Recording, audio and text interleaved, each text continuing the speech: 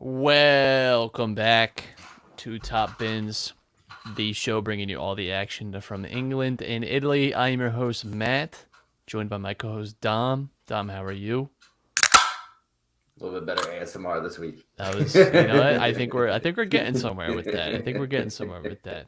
I'm Uh, good, man. I'm good. How we doing, man? Great. This is my last podcast as a 27-year-old. So there we are. Another year older. Times era marches forward. I was lamenting earlier. I have to officially call myself in my late 20s because you can at 27 say, "I look in my mid to late 20s." You could argue it. Yeah, this is There's like no it's the end arguing of the 28. mids. Yeah, it's the end of the 28, there's mids. no argument because you only got one more year of being in your 20s. Yeah, So most people, I guess, consider their mid 20s, right? Like 24 to 26. Like 27's on the fringe, right? 27 is like you're on the downward slope of the roller coaster, which is it is what it is. But yeah, Listen, you can just soaking up the last few days of that. Well, last few hours really, but you can always just remind yourself you're younger than me. yeah, Not that I'm. helps. That It's helps. it's only 2 more months for me till I turn 29. So That does help. I feel so much better already. Thank you, Dom. That's why you're such a great friend. You know exactly what to say. probably don't have as much gray hair. Like it's Well, look on I'm the getting bright there side, my actually. I'm guy. getting a few strays in here. I'm sure after the next few years we'll be hitting up that Pantene for men all the same. I'm Just for fine with going men. a little gray. Like I said to you right before we started, like the salt and pepper's not a bad look. I'm not sure I'm ready to be like full gray. Full gray is gonna have to wait till like late 40s. That's- Then I'll be like, yeah, I'll go full gray. Until then, though, I gotta have some of the darkness with me still. Um, I'm just gonna we are embrace whatever comes previewing. to me. We are previewing not just our future hair colors and styles and our our rapid aging. Nice segue. We are previewing Serie season today. Um, we still got another 10 days till Hmm. Serie starts. Still got plenty of time, week and a half. But just like with the Premier League last week, we want to get this stuff to you early. We want to be the first to give it to you. That way you can hear us first, and we're all looking for that lovely preseason content. So we're gonna do our Serie preview. It's gonna follow in the same mold as our Premier League preview from last week. Which, if you didn't listen, you should go back and listen because you only got a few days before the Premier League starts. In fact, by the time you're listening to this now, you might only have a day or a few hours. We're gonna go through what we think our top six will be. The three teams we think will be relegated. We each picked a team that we think will overachieve and underachieve. The basis for what overachieving and underachieving is kind of up to us. And then who we think will be the top goal scorer. We'll fill some of the margins in between, but that's where we'll start. Dom, I will give this to you. I will let you start off with your Uh, top six. I guess as a Serie A specialist, right? Totally unbiased. You know, so number one, I've got Milan. I really do think that they do have a chance to try and go back to back. It's a very tough thing to do, and you don't normally see it. I mean, the only time you've seen it in recent times is Juventus in their tear of winning like 10 straight league titles. But I think that bringing in De Ketelare and Origi really help. I think that if Milan can really lock down another center mid signing in the final days of the transfer window, that could play a really big part. A lot of these players are now really buying into Pioli's system, and a whole nother year of continuity. A couple injured players are back. Adding depth into the squad is real important. Um, I really do think that they have a good chance of defending their Scudetto title from last season.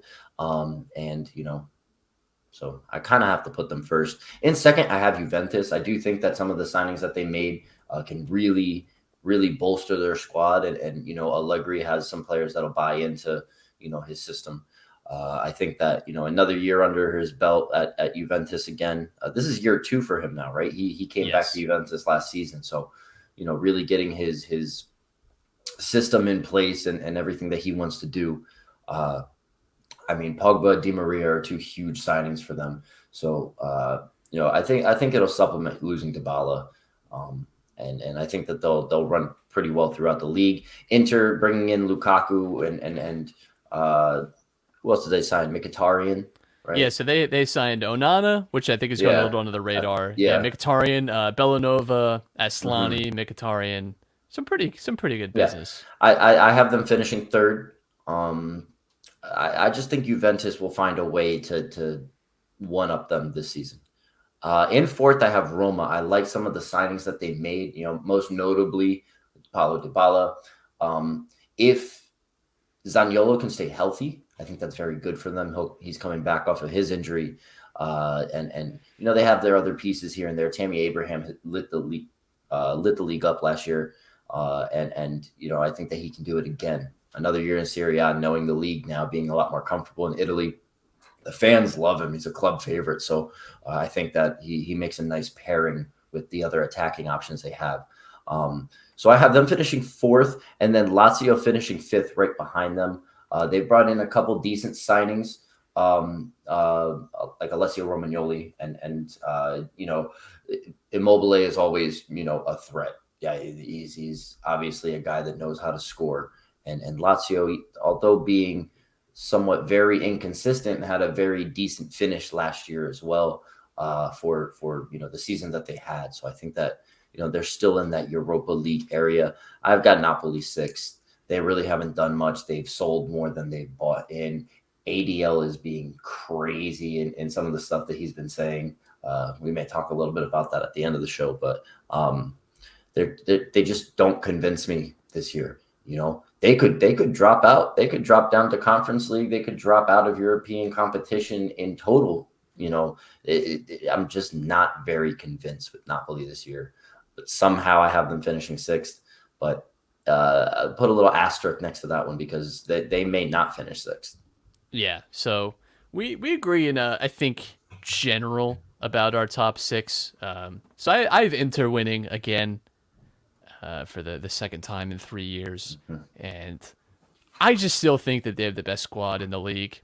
I said this, I think, maybe a few weeks ago. At that point, I just feel like they've done the best business. I still feel that way. A lot of this will depend on any departures they have.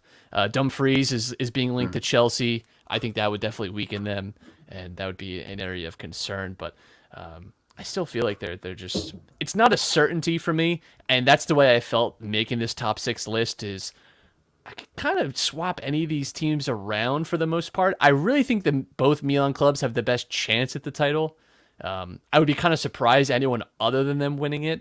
Wouldn't be a total shock, but I Mhm. feel like it's probably one of the Milan clubs winning again this season. I just think they're either the best squad or they're the most stable and consistent. And I think those are good hallmarks to have. If you're gonna go into a year, but Especially in Serie A, it's very important to be stable and yes, consistent. So,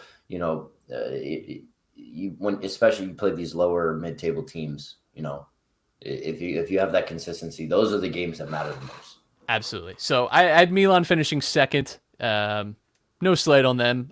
What worries me about Milan is that yes, they've done some good business. I agree. I will say though they've especially in midfield strength, but they lose Cassier, and I think that's a little bit worried for me. I think Milan's upside though is that they're a young squad, and I like betting on a young squad to just continually improve. I think that's fair and totally reasonable. I wouldn't be totally floored if they repeat as champions. I just think last year, I think some of it was a little unsustainable. And 100%. I think, the course of the year. And listen, I also expect that they'll probably have a better time of it in Champions League this year. We saw this team pretty much, just focused on the league. They had Coppa Italia, but, even that, they dropped out in the semifinal and it didn't look too great for them. So, yeah, I imagine them potentially going through for like some European knockouts might fluctuate them a little bit. See how they deal with that. The same could be said Mhm. of Inter though.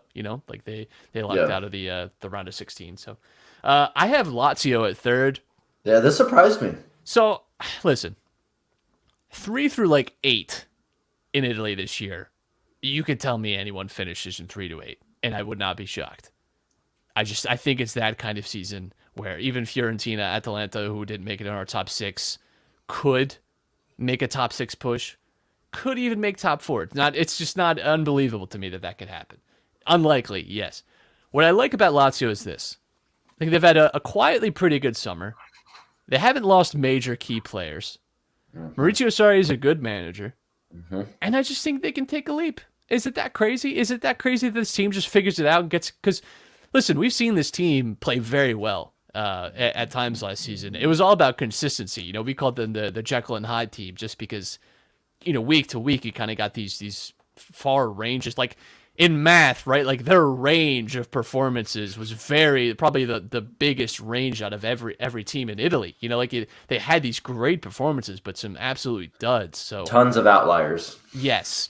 Like their bell curve is a strange looking one. So I just think I don't know. There's something about them that I believe in this year. I've kind of gone all in on Lazio having a really strong season. I just think it's similar, to what I felt about some teams in England, where if things go right, it was like with my Aston Villa overachiever bet, where it's like I think if just things click well for this team, they're gonna have a really good season, and I think top four is completely up for grabs. I think outside of the Milan clubs, there's really not an established, and I'll get to it as we talk more, but I don't think it's as strong and fierce of competition. There's a lot of teams going for it, but I don't think the quality, 3 through 8 is amazing that none of those teams could break through. So I have Lazio finishing third. I have Juventus in fourth. They've had some big departures, right? They lost to Ligt. Pogba got hurt. He opted to have this. He had a meniscus injury. He opted to not have the surgery and seek alternate treatments. We've seen that have varying ranges of success over the years, certainly in a bid to stay, in contention for the World Cup. So we'll see. He's still going to be out for some time, but that's obviously not a great start to the year. They remind me so much of just a big rolling stone. They're very slow, but they're hard to stop, and they just seem like a team that could pick up momentum and just kind of zombie walk their way to fourth because they just have a habit of doing that. They've had some decent business though. They bought Bremer, Pogba, like I mentioned, Cambiaso, Di Maria. Yes, I have Chiesa returning this season, which I think will be a huge help to their offense, which was really bad last year, really stinky, really slow and sluggish. Maybe they figure something out with Vlahovic. I just worry, a little bit about Allegri and that he's not the most forward-thinking guy, and that could be a problem for them. I don't. It's strange. They're one of the title favorites if you look at a lot of sports betting sites. I have to imagine so much of that is just off pedigree because I 100%. I don't see how this team is winning a title this season. I would be shocked by that. Their fullback positions as well could definitely use some love and attention, but we'll see how that goes along. Fifth, I have Roma. Roma have had good business. I think they've been declared the winner of the transfer window so far, which is always a worry to me because those teams historically, it doesn't always work that way. Like we mentioned, Dybala, Andrea Bellotti is apparently supposed to be headed to Roma. Wijnaldum. Those would all be good additions. I think we've kind of forgotten a little bit that Roma were very inconsistent last season. And they had, again, similar to Lazio, they had these sort of wide range of outcomes and performances. They did win the Conference League, and I think that didn't help them down the stretch of last season, because they had so much more fixture congestion. Maybe that's not the case this season, but they're in the Europa League, so there it is. I just think talent-wise, I'm not sure that this team is, great. I do think, like how you have them finishing fourth, I could see it, but I think fifth is probably a more reasonable landing spot for them. And then Napoli, I have in sixth. Again, just the theme of this is some big losses from some of these teams that really have me a little scratching my head about where they end up this season. So yeah, lost Koulibaly, lost Mertens, lost Insigne. Seems like some discomfort too with Fabian Ruiz, with Zielinski. It just feels like a weird transition year for them.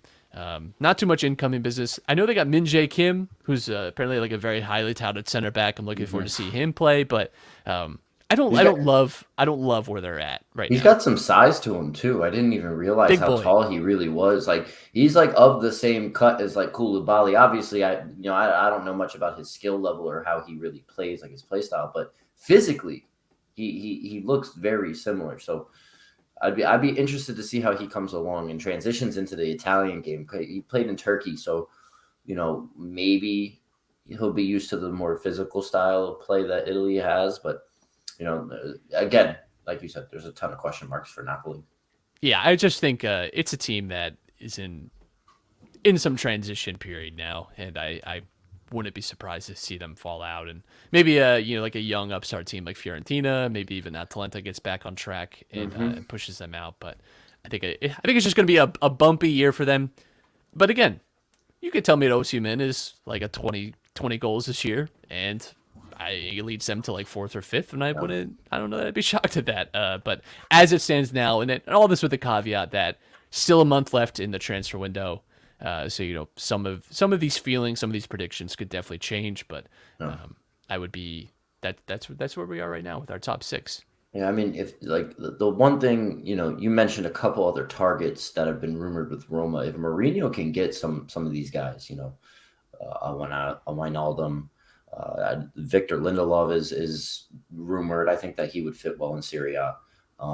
If Mourinho can get his players, and he already got his attacking one, it's kind of dangerous for the league. You can't ever count him out. He is towards the later end of his managerial career, in my opinion. I think a lot of other people and the tactics and the game has evolved where, he's not as special as he was 10, 12 years ago. But, I think that's something very interesting to, pay attention to this season. And also, like you mentioned, I wouldn't be surprised to see if Fiorentina falls into this top six instead of Napoli. I'm a big fan of what they've got going on there.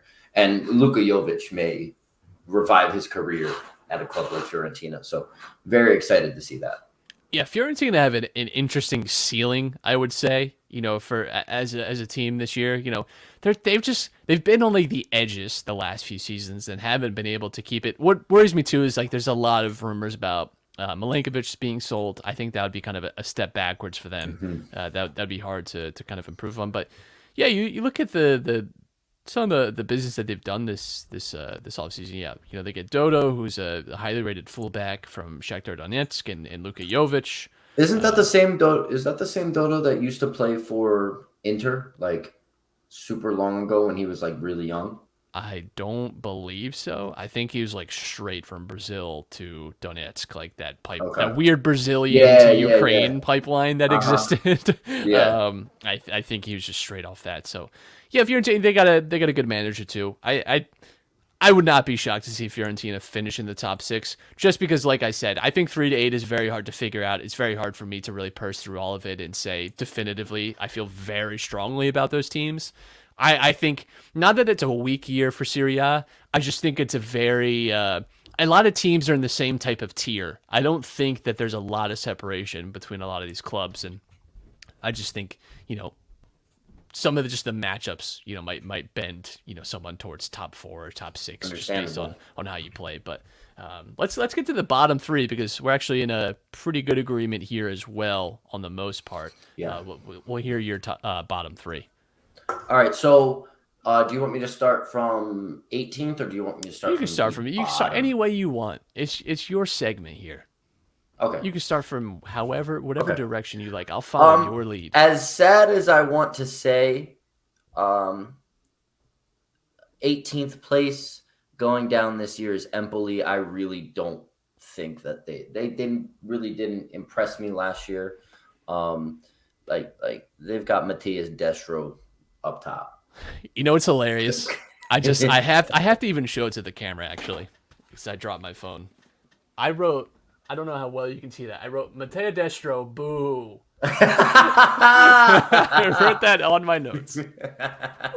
Like, listen, like this team, you look at the players they have on the roster, and it just screams, yeah, we're going down. Like there's nothing that really convinces me that this team is going to really win a lot of games here. I mean, hell, they don't even have my boy Cutrone anymore. He's back from his loan. He's back in the Premier League. He'll probably get loaned out someplace again. Yeah, so moving on from there, the other 2 that I just have are Cremonese and Lecce. We talked about this a couple weeks ago when talking about, the league preview, the teams that have come up and all that kind of stuff.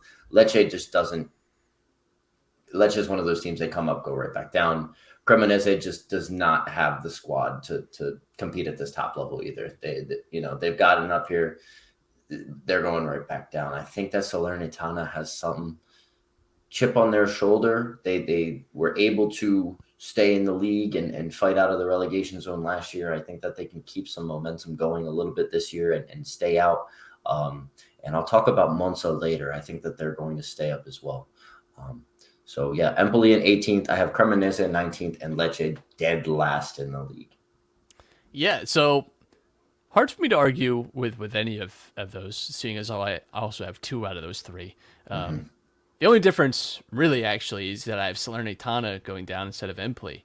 The reason being, I think Salernitana were, let's be honest, it was a miracle that they stayed up last season. I don't really feel like they've noticeably improved, and I just think that they're lacking in talent and lacking in ability. I don't disagree with your Empoli take because, spoiler alert, they're my underachiever for this season. I think they're going to be very bad. I just think Salernitana, they barely escaped last year. They don't have really a lot of talent. The squad movement has been crazy with them too. They've been bringing in lots of players. I think it's safe to assume that might cause some issues, but I think they got the endorphin rush and now they're going down. Yeah, you know what's crazy about Salernitana? If you look them up on Google and then you hit the players, look what comes up. This is in their roster. I don't know how well you can see this. Antonio Pio Iervolino. This man, look at it. I don't know who. Yeah, you haven't heard about him? He's the like midfielder. This is the guy that's going to make them stay. He's like a number 8. Gets box to box pretty well. That's unbelievable. That's about the quality I feel like with Salernitana, personally. But yeah, it's similar to you. It's hard for me to see Cremonese and Lecce staying up. I think just, again, you look at the talent within those teams, and it's just not very impressive. And I think there's a pretty stark tier between them and the rest. I like where you're headed with Monza. You know, we'll talk about them in just a bit. But yeah, I think if you had to tell me 2 of those 3 promoted teams were going straight back down, I think it would be Cremonese and Lecce that I would choose. Cremonese is trying the method of let's get some like kind of Serie cast-offs and see where that gets us, which I don't hate. I don't hate that option. I think, you know, like there's no right or wrong way to build a squad. I wouldn't say like you can try what you want, but I just think, you know, you're dealing with guys that are kind of cast-offs from, you know, some of the top 6 clubs or some of the mid-table clubs, and it's just not really the talent that I'm looking for exactly. They're led by an aging Frank Ribery. Right. That should be all that needs to be said. Like, Salernitana, I think, for me, see ya. You know, we'll see ya. As fun as the last month and a half was, you know, I think the dream is ending. Shall we get to our overachiever and underachiever, Dom? You got some good ones on here. I like these. I like where you're headed. I like where your head's at. Yeah. So my overachiever is Monza. I think that what they've done you gotta love a Galani and Berlusconi transfer window, right? There's always room for surprise. So, you know, they brought in some guys that have Serie A experience and are part of the national team too. Most notably, Matteo Pessina and Andrea Ranocchia. They brought in Stefano Sensi. They have Gaston Ramirez, Alessio Cragno, Gianluca Caprari, who, you know, was one of, you know, the better players for Hellas Verona. So it's very interesting, you know, that they have the money to bring these types of players in. I think that if this team is handled correctly, they will overachieve and kind of be a mid-table team. You may see them, you know, get some good results against some top 6 teams in the league every now and then. They're going to be one of those thorns in the side of the big clubs this year. Kind of like I love like the Hellas Verona, Sassuolo Udinese type last year. I think that Monza could definitely, you know, play to a level where they're sort of like that. Maybe not as high up in the table as, you know, Udinese or Hellas Verona or of those types of teams. But I do think, you know, as a team that, you know, really hasn't been in Serie A for any time ever. Monza, right? This is their first time being in Serie A, yes. Ever. So, you know, normally a club like that gets written off right away, right? They're going right back down, kind of like Lecce. But I think that that's a lot of people are going to underrate this team and they're going to surprise a few people. Yeah, the only thing I'm not clear with Monza is their manager and how they're going to play. I Exactly. think Yeah. some of the other teams, and we see this, I think, across all leagues, not just with Serie A, but some of the teams that get promoted and do well that first season, finish like mid-table or even top half of the table, typically have like a well-defined way of playing. And I can't pretend like I'm familiar with how Monza is going to play when they get to Serie A. So I am curious to see. I think they've made the right moves, and I think as far as overachieving as a promoted team is staying, in the league. I would say, like that's kind of overachieving in many ways, and them finishing, somewhere around mid-table, I think would be a huge accomplishment for them, especially when you consider their history. That this is their first time in Serie A. Staying up would just be fantastic. So, but they certainly made signings that make me think they're capable of staying up. It's just about execution now, which is very good stuff. My Also, overachiever. oh, You can sorry. finish. I just wanted to say one last thing. They've got a Danish player on their team, which he just has a crazy name and he kind of looks like a player on Milan. So the man's name is Christian Gitzkier. So he literally has Simon Kier's full last name plus 3 letters. He kind of looks like him. Look at this. Tell me he kind of I doesn't think you're look just like implying him. he kind of looks like he looks like Timu Puki a little bit too. I think just Scandinavian dudes with blonde hair and beards just kind of look a little similar. That's all. Listen, I'm not trying to make any stereotypes or anything. I'm just No, you're saying. allowed. It was actually kind of funny when I saw his name. I had to look again. I'm like, please don't tell me this guy's Danish too. Like, Gitzkier. It's what a name. What a name. Very Italian team too, Monza, by the way. Like you Well, scroll through like a lot of Italian talent in there. who were their owners and investors? They tried to do Right. this with Milan back Right. when the banter era first started. That was their whole plan. They were like, we want a young, full Italian team. Yeah, And then that's they gonna signed work, guys. Montalivo. Yeah. And they signed Montalivo. They brought in Montalivo. They brought in why can't I think of his name? It's my guy. He's on Fiorentina now. Oh, Bonaventura. Yeah, Also, Jack. also my guy. Love me some Bonaventura. Exactly. They brought in Jack. They brought in like all these guys, and Literally these look what guys. They happened. brought in the wise guys to Milan. Mattia Destro. It's like, come on. My overachiever, I talked about them earlier in the show. I think it's Lazio. I think they've been getting a little. It's weird. Like I said, I think they've been getting perhaps a little underrated. I think we've been a little harsh on them. I just think, again, they have some good continuity. They've got good players. I'm just in on them having a strong season. I think it can happen, provided they don't have any big losses in the transfer window remaining. I think they've made some decent signings, filling some holes.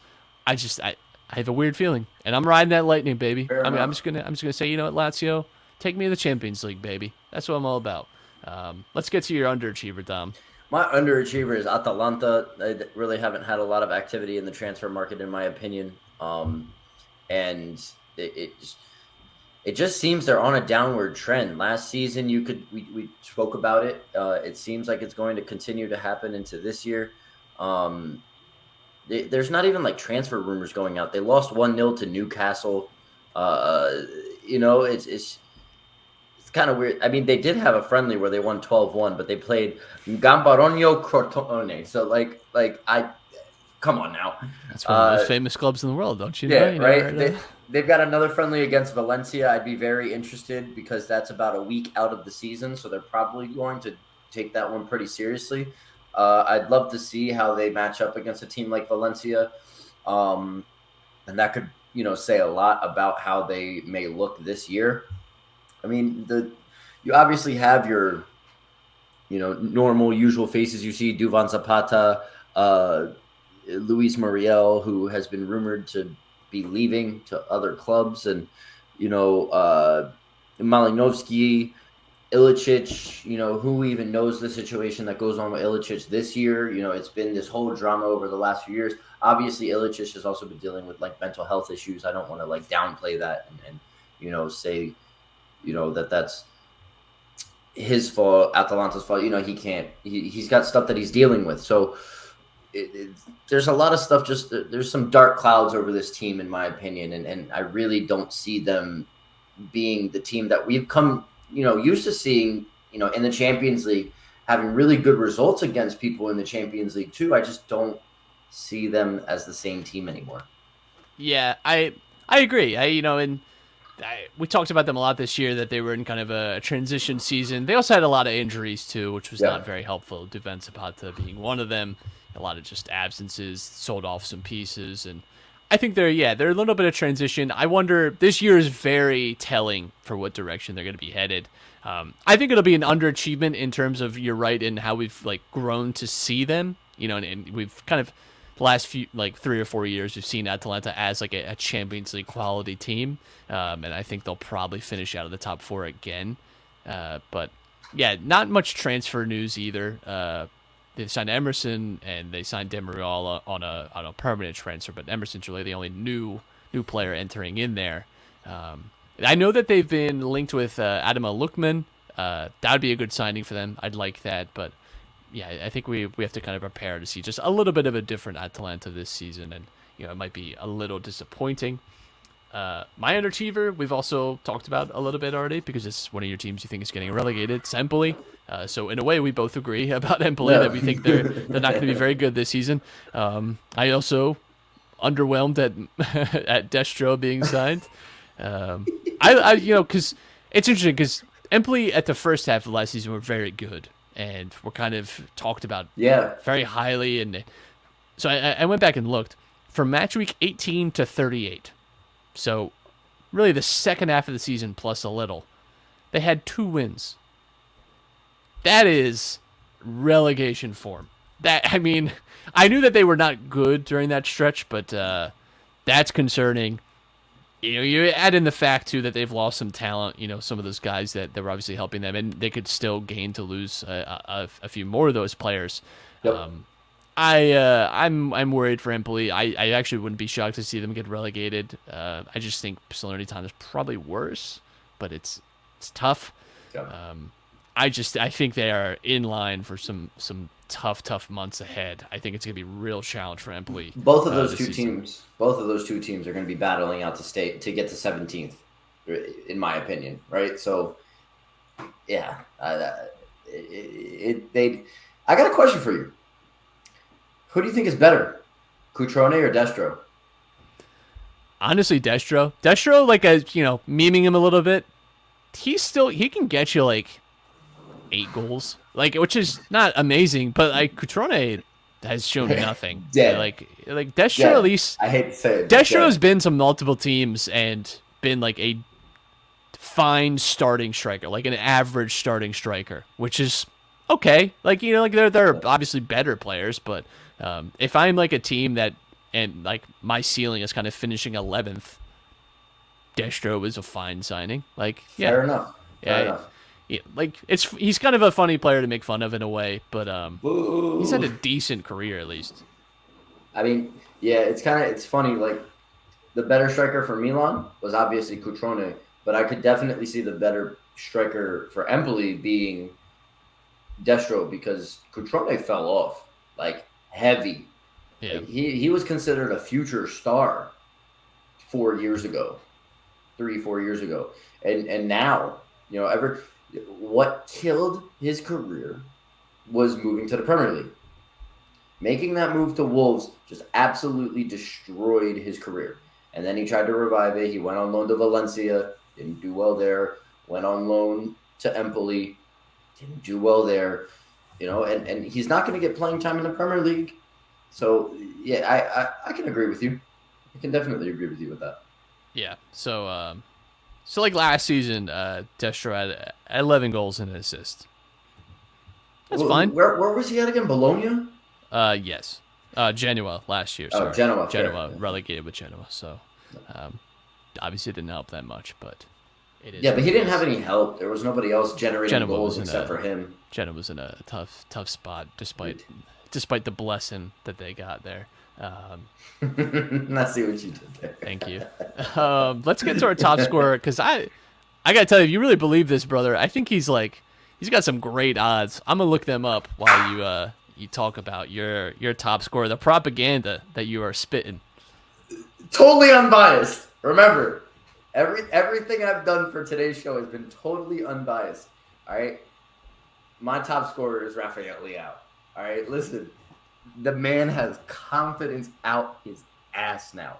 And being the Serie A MVP last year, obviously didn't totally light it up with goals, but I mean, getting a lot of goals and a lot of assists. He's going to be a huge threat this year. Obviously, a lot of teams are going to focus on him, but I do think that Milan have other options now around the field that can score as well, where it does open up some space for one-on-one opportunities with him, especially the way that they play. Teo kind of pushes up the left and he kind of drifts inside. He creates, so a lot of the, second, pressing player may stay off and watch because it's going to leave other players open. They know he's creative and looks to pass. So I think that he's going to see a lot of one-on-one chances coming from the wing where he can cut inside and get in on his right foot. And like I said, his confidence is so high right now. I think that that's going to really, really help him. He loves playing there at Milan, and he's going to light the league up. I think that he can, have a goal, scoring record and stay consistent enough with that he can keep up with, the top goal scorers in the league, like a Dybala, like even like I mentioned Vlahovic, but who knows how well he'll do at Juventus, like an Immobile, like these other guys in the league. You know what I mean? So totally unbiased. Let me remind everybody listening. But I think Leao is golden boot this year. Well, if you really believe that, which I think you do, you can bet plus 3,500 to be top scorer. Would you like to know? I'll put $20 on that. Would you like to know two players that have better odds than Rafael Leao? Jesus Christ, they're going to be the most ridiculous. They're not going to be like the names that you would expect, right? These are insane. These are insane. Like who? Moise Kean. Get out of here. At plus 2,800. And Divock Origi at plus 2,200. Okay, I can understand Divock. I can. Leao just had a great year last year. I love Origi. Special place in my heart for that man. I don't think he starts over Giroud, actually. Right, like Origi's not even. So here's the list. What are Giroud's odds? Giroud is at plus 4,000, along with Dzeko. They're both at plus 4,000. Less than Ibrahimovic, who probably isn't going to see the field this season, is at plus 5,000. Which is the same as Raspadori, Lozano, Berardi. So, Jesus. So the odds, as they are, Lukaku at plus 350, Vlahovic at plus 400, Immobile at plus 450, Lautaro at plus 800, Tammy Abraham at plus 1,000, Osimhen at plus 1,200, Zapata at plus 1,400. Not a bad bet there. Bet on a bounce back season. Luka Jovic, real bounce back, plus 2,000, and Dybala at plus 2,000 as well. So, yeah, if I'll tell you this, if you're willing to just throw down a little money, I think your best odds there might be Zapata at plus 1,400. Mm-hmm. I don't think it's inconceivable that dude has like 24 goals this year, and that's enough. I'll actually say this: my actual unbiased opinion is Lukaku. The way that his play style fits Serie A more than the Premier League, I think.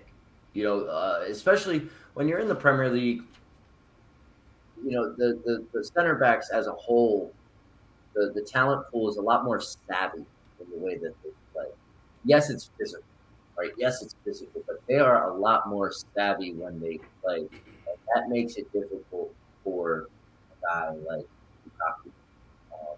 When you're playing in Serie A outside the top 4 teams, 5 teams, where they do have some savvy center backs, and guys who are a little more tactical, play on ball well. It's a lot more physical. So guys are going to try to get in these physical battles with Lukaku, and that's where he made a living last time he was at Inter, where he just kind of does that Lukaku turn, right? He leans into him, lets the ball kind of roll by him, and he kind of uses his elbow to chicken wing him and turn on him, and he's going to make a living off that again. And so I wouldn't be surprised to actually see him be the top goal scorer as well, or compete with these other strikers for top goal scorer. Yeah, so I went. It's just Lazio themed for me. Immobile, he's won 3 out of the last Fair 5. enough. Yeah, He's dude, won he's 3 out of the last crazy. 5. He's on penalties. One of the better goal scorers across Europe over the last like 5-6 seasons when he's been at Lazio. He's a very good player, and again, if I think Lazio is going to be top 3 this year, he's going to be finishing in the Champions League. That is almost certainly going to come with Immobile scoring 24 to 25 plus goals in the league this season, which again he's shown time and time again that he can do. So that's really all that has to be said about that. Yeah, I don't hate the Lukaku stuff either, but I do worry too that just something seems off with the guy, and Conte got the best out of him. I'm not sure. It remains for me to be seen if Inzaghi can do the same. He seems to be willing to work with Inzaghi though, but he said the same about Chelsea, and that was his homecoming, whatever you want to call it. You make a good point because actually my boy Triple in the chat just said that as well. He said I think all the coaches besides Mourinho, and I would also say Conte. I would play Conte into that. But Conte didn't coach him in the Prem. All the Prem coaches except Mourinho used him wrong. That's what Triple said. So Lukaku kind of has a, and that partially that's one thing, and then also his performances. You could see in his attitude, his body language and stuff while he was in the Prem. That it kind of makes sense. But yeah, for Everton, he always played. He was great for Everton. He was a flat track bully. Like he only scored Everton and West Brom. Yeah, but it really even at United he wasn't awful his first year. Wasn't the heights you'd expected. Then it turned a little sour. I'm not sure we'll ever get the full story on Lukaku. Maybe we'll have to wait 10, 15 years for someone else to publish a book about being a teammate with him. Yeah. He just seems like a strange character. That's all. He seems honestly just a hard person to manage and a hard personality to manage. And I think it comes with some challenges that people aren't expecting. So we're pretty much done everything that we had planned. So I do have a couple things that I want to talk to you about. Here's the Dom segment. The Dom segment. Kyle sent me this earlier this week. And so it's a quote from Aurelio De Laurentiis. So you already know you're in for something good. Yeah. So I'm sure he sent it to you, but he said at a live streamed event, he will not sign another African player unless that player signs a decree to not participate in AFCON. First off, the word decree is just ridiculous. He signs a decree. That has to be a translation thing, honestly. Signs a decree to not participate in AFCON. That's nuts. Yeah, he's a special character. I'll say that. First of all, you're not allowed to do that. Yeah. Sign a French player then.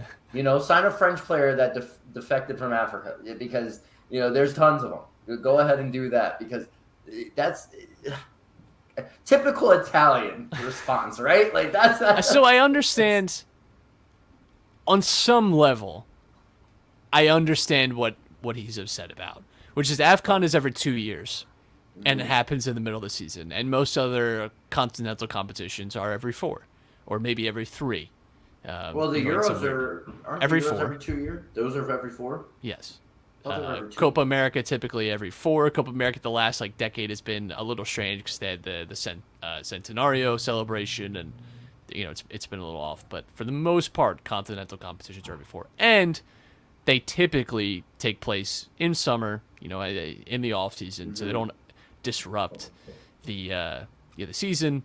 I think and again, it's not a particularly healthy or reasonable perspective, but his perspective is that they pay the players the money and then they go off to the national team for a month and a half during the season every 2 years, and it disrupts their schedule. I think many fans of teams, and myself included, when you have players that play in African nations and go away for that time, it does suck. And in some ways I understand this perspective. You're never going to get players to do that. It's illegal to do. It's there are regulations against making players sign an obligation like that to begin with, and it's never a winning battle when you're asking players to choose a club over a country, because 99% of the time Paul Pogba is doing it right now. He Yeah. is putting off that meniscus surgery, which would probably be most likely better for his long-term career health, in the hopes that he'll get healthy and be able to play for France at this World Cup. Yeah. Because that's just what you do. Samuel Umtiti ruined his career, but he won a World Cup with France. Yeah. And that's enough. Like these guys will do it Yeah. almost all the time for their country, because it's just a different thing, especially these big tournaments that only happen every 4 years. That's just the way it is. Listen, ADL is just a little man that's sad that his best player decided to leave for most of the for a chunk of the season to go win AFCON. Like, he won AFCON. Yeah. And like you were forced to sell him, and now you're just bitter. This is like it's a weird thing to say. This is a petty and bitter ex-girlfriend just crying about this. Like, listen, as a Milan fan, during that time in the season when they were dealing with a bunch of injuries and we lost two of our most important midfielders. How the hell do you think I felt? I had to watch Sadio Mane and Mo Salah go off and make it to the final against each other. I mean, come on. You and I know this all too well. Like, I was rooting for Ivory Coast and Algeria to just lose. Like, when Algeria didn't make it out the group stage, I was like, yes, Bennett is at least back. Like, we just know this all too well. He's just so angry. So angry. Strange old man. You know what Nikolai just sent me to? This is Nikolai just sent you. A little Premier League transfer rumor.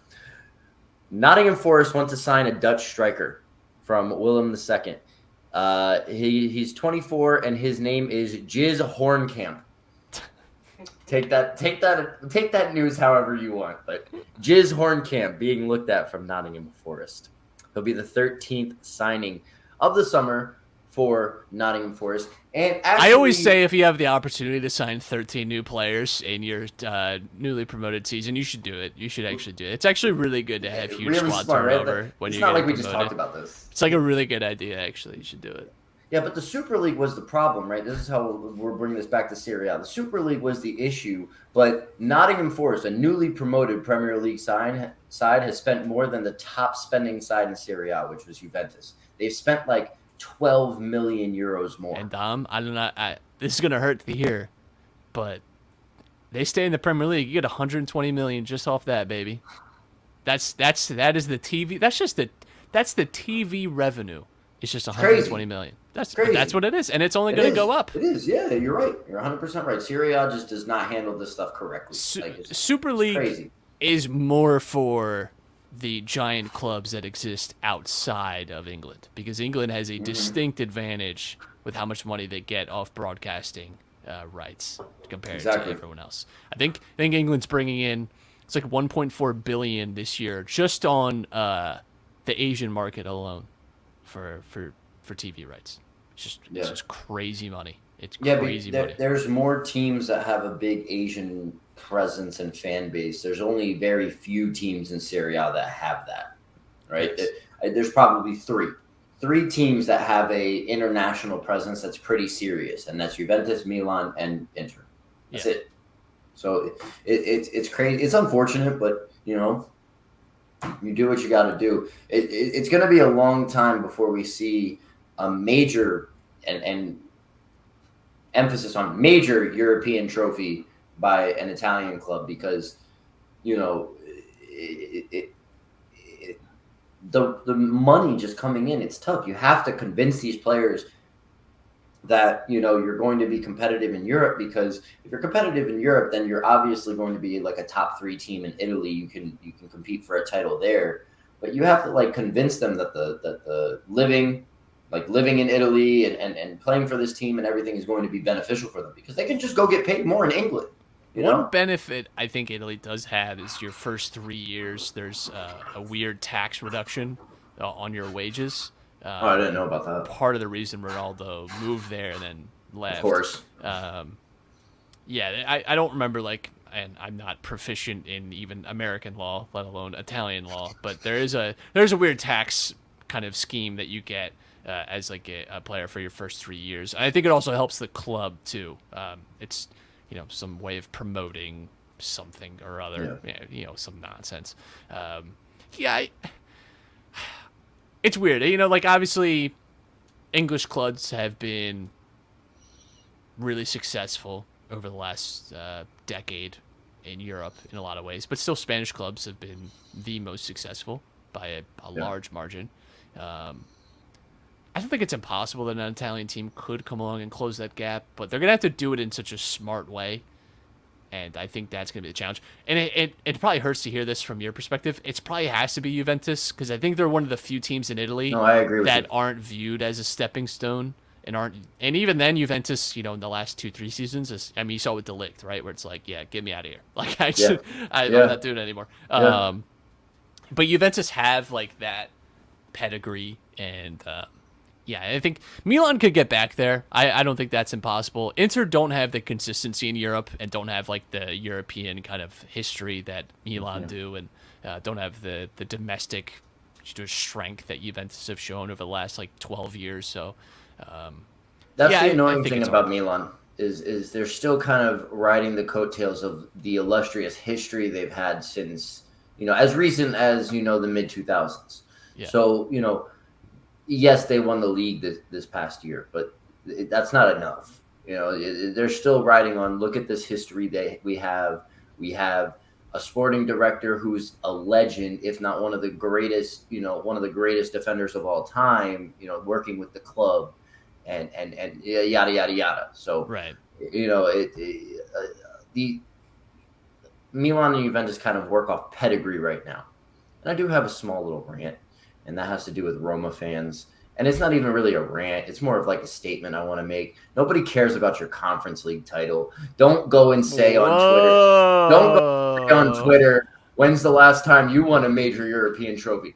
That's not fucking major, okay? Well, hold on. Mourinho got it tattooed on his body, so you tell me. Okay. You Like, tell me. the man hasn't been to a Champions League final in how many years? Come on now. Like, Jesus Christ. Like, talk about a fall from grace. You won the treble with Inter and won the Champions League, and now 10 years later you're winning Conference League because you were in Man, you're so sixth salty. place in You fucking said Italy. it's actually not a rant; it's a statement, and then it turned into a rant. like no, it really just pissed me off that one day. Man. Like I think it was a Don Totti on Twitter.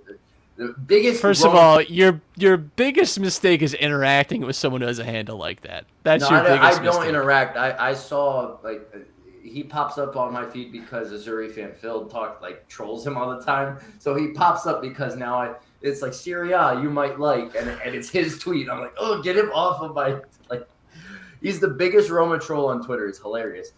And I was going through this thread because I don't know what he was talking about, but everybody that was making fun of Roma, but they were a fan of a different Italian team, he was just like, when's the last time your team won a European trophy? When's the last time your team won a European trophy? And you know why it pisses you off? Oh, because my team hasn't won a European trophy since we beat Liverpool in 2007. Because he's right. He is Yeah, right. man. I can't actually. You know what? I'm with him. If you haven't won a European trophy in the last 10 years, Shut up. I mean, Inter can't even talk anymore. what are we 'Cause doing? it's- I mean, it's outside of 10 years. Let's cut it to like the last. I don't know, like arbitrarily, like the last 3 years. Let's just say the last 3 years. If you haven't won a major European trophy in like the last 3 years, I mean, what are you doing? You know? But do we consider the Conference League a major trophy? Like, Major, no. To me, major is Champions League, domestic league, and domestic league cups, whatever they are. To me, that's a major trophy. I would consider like the Europa I could League is on the argue border. Europa. Is on the board. Like that's a big achievement. I think Conference League is a big achievement too, but it's like It's a major is participation trophy perhaps for tough. Europe. I think participation trophy is harsh because especially look at this like the semifinal stages there. That was not much different than the quality you had at the Europa League semifinals. I wouldn't say. Like I think some pretty I don't know, decent. because you can have some pretty big name teams in Europa League based off of how they do in the PSV Champions League and stuff like that. what Leicester and Roma, like PSV, Leicester, Roma. I'm blanking on PSV who PSV played. I think it was a French team. I want to say Marseille. Something like that, yeah. And Europa, I mean, you had what Salt Frankfurt, protected. Rangers, Barcelona. Barcelona. I don't know. It's And Barcelona didn't even win the Europa League. It was crazy. Apparently, Barca's back. Yeah, well, because they have they're back, but like they gotta win the next 3 years or it's gonna be trouble. Premier League is back this weekend. You're gonna make my chat real mad. Oh, because their club is broke and is mortgaging their future to sign TikTok dancer. Yeah, good for them. I wish I had a soundboard with a gunshot like sounds. Pow! Premier League is back this weekend. We got Friday night, Arsenal Crystal Palace. Looking forward to that one. That kicks off our season. Some games to look forward to. No big marquee matches, I wouldn't say. You got Everton Chelsea Saturday 12:30. Everton's going to be missing Dominic Calvert-Lewin for a month due to an injury. It is sucks for them. Not looking good for the boys there. West Ham Man City on Sunday at 11:30 Eastern Time. So we'll be back. We'll be back next week, chatting about the opening weekend of the Premier League and looking ahead towards next week's Serie A opening weekend. Dom, anything to say before we get out of here? Take care. Wash your face. Did you see he has that very large Italian American friend? Did you see the video that he had? Guy? Yeah, talking about his Kia Sorrento on. I didn't listen to it. I saw it and I was reading the caption that was at the bottom and I didn't get through it. I was doing something. I was just scrolling through Instagram and it popped up. It caught my eye for a second and then I had to go back to what I was doing. I gotta look at it. You gotta love it. You gotta love it. The meatballs, the gravy, the mozzarella, all of it. The gabagool. The gabagool. He is the very certified, stereotypical Italian American from New York. Certified mortadella. Just.